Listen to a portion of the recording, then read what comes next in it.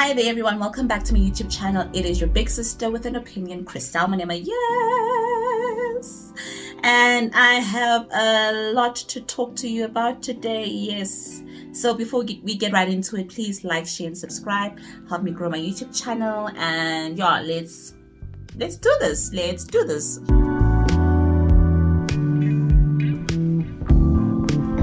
Why do I have something to cover for you today? It's called the Tinder Swindler, okay?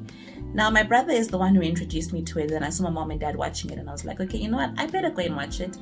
And as my brother spoke to me about it, I'm like, I think I've actually read about this a couple of years ago, but it's very interesting that Netflix has picked up the story and decided to run with it.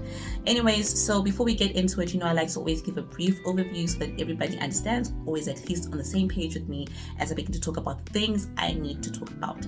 So Simon Lviv is basically a fraudster from Israel. He pretended to be the son of the King of Diamonds, Lev Lviv, and he claimed that he had some share in it, and he would approach women, and I mean independent, very lonely, vulnerable and desperate independent women most of the time, and then defraud them of thousands, if not hundreds of thousands of euros, maybe even dollars, and use sad stories and even lie about him being beaten up and kidnapped to gain their sympathy, their trust, sleep with them, I think. I do not know if that for certain. And then gain their sympathies, so forth and so forth, and take the money from them. Now, a couple of years later, these women are left broke, hurt, and really just trying to pay off their debts. And Simon is still roaming the earth, living his life. He only served about 5 months of his sentence, I believe. Oh, sorry, there's something on my leg. He only served about 5 months of his sentence, and he has not paid the victims any of the money that he has defrauded them of. And here's the sad part. 3 of these women have actually set up a GoFundMe page. It is very, very sad, but it is something that gives us warning and tells us what we should be looking out for so that we do not fall victim to such. And if you have fallen victim to such, please share a story with me. I'd actually like to hear about it. First things first, what is it that we can learn from this is that the cunning tend to prey on the weak, the vulnerable, and the lonely. I don't know, it's like they can smell that off somebody. They can see it if you're not a confident person, if you overcompensate, if you're a people pleaser, if you're desperate, if you're very lonely, they tend to pick on such women. So what's the solution to this? You have to build on those things so that you do not fall prey or victim to such people and then invite craziness into your life where you are left destitute, hurt, lonely, broken, and with a huge problem that does not seem to go away. All right. The second thing is the issue of money. Now, I'm going to be jumping around, but please don't mind me. It's the issue of money. If you are going to give money, a certain amount to you should be considered a gift, and a certain amount should be considered a loan. For example, if I give you 200 rands, for me, according to me, that's a gift. I don't expect you to pay me back. But if I give you 500 rands and more, that is a loan, and I'm going to tell you this is a loan and I expect you to pay me back. You see what I did there? I set a boundary, I stand on it, and I tell the consequences thereafter. And if there are not any consequences implemented afterwards, or you're an enabler, you find yourself in the situation. I know people will be like, no, as my friend or somebody, I like them like that. You have to set boundaries with money because people are leeches, and they will leech and suck off of you and not honor their word and repay you back. Remember we spoke about honoring in one of my lives? Yes. Never give somebody a loan for... I don't understand how you go and you take out a loan to give somebody money of $250,000. Dude, a loan, $250,000. That is a lot of money. I don't know how she's going to pay it back, but she's still paying off her debt. I feel very sorry for her. Anyways, if you're insecure, lonely, and desperate, going back to my first point, you are a walking meal for these predators and sharks out here. Guys, no. It is so sad because these women were depending on him to fill a void that they had, an internal void that they had. Ladies and gentlemen, if you have any voids, go and fill it up. If you do not know how to fill it up, seek God's face and let him help you fill it up, and fill it up in a healthy way and in a right way. You need to find activities that you love. You need to find self-fulfillment. You have to find ways where you are happy with yourself, the good, the bad, and the ugly.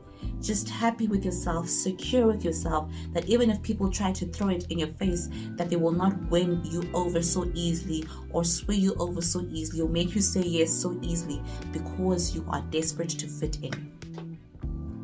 Be okay to stand out. Be okay to be different. Be okay for people not to like you, but just be okay to be you. 100% okay to be you, and make sure that if you've got any of these defaults or things or flaws that you know that it is hindering you from becoming a better person, or it's attracting the same nonsense over and over again, you need to go and work on it, guys. Absolutely work on it. Learn to see through the facade and the BS, because people do a whole lot of talking but their actions say one thing. He sounded like a smooth criminal. He was a smooth talker, getting into their hearts and then possibly getting into some of their pants, hey?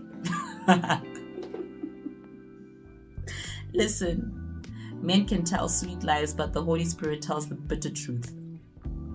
Tells the bitter truth. And even if you're not spiritual, there's something within you that will tell the bitter truth, and you need to realize it and accept it as quickly as it comes.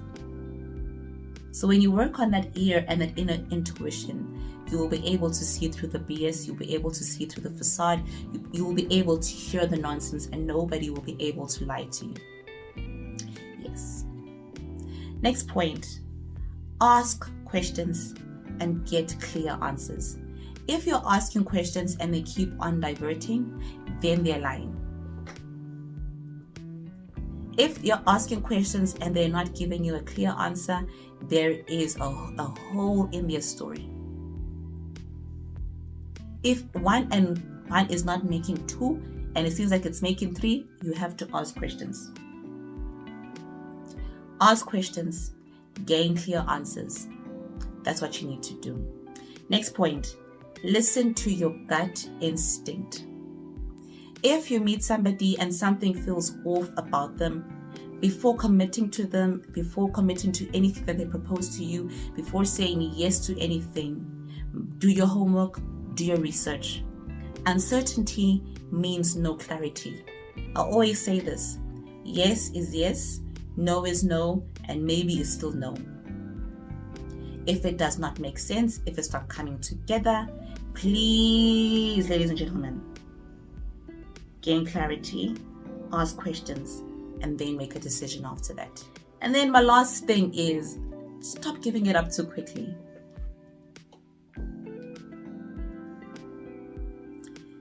Hey, that thing, it can cloud your judgment. It can cloud your judgment because you forget about all the nonsense that they've put you through, all the lies that they have told you. You just remember that good part, and they'll make sure that they remind you it's on point. That it's on point. And you keep going back to the same nonsense over and over again because that has clouded your judgment. So before you do anything or commit to it, get clear. Get very, very clear. Clarity leads to clarity of thought, right? It leads to clear decisions, and it leads to clear actions.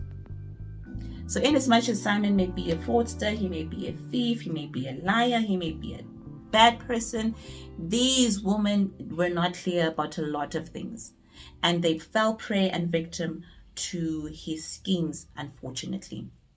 So that's my take on the Tinder Swindler. I hope you enjoyed this video. I will see you in my next TED Talk. May God bless you and have a very, very good week. Bye-bye.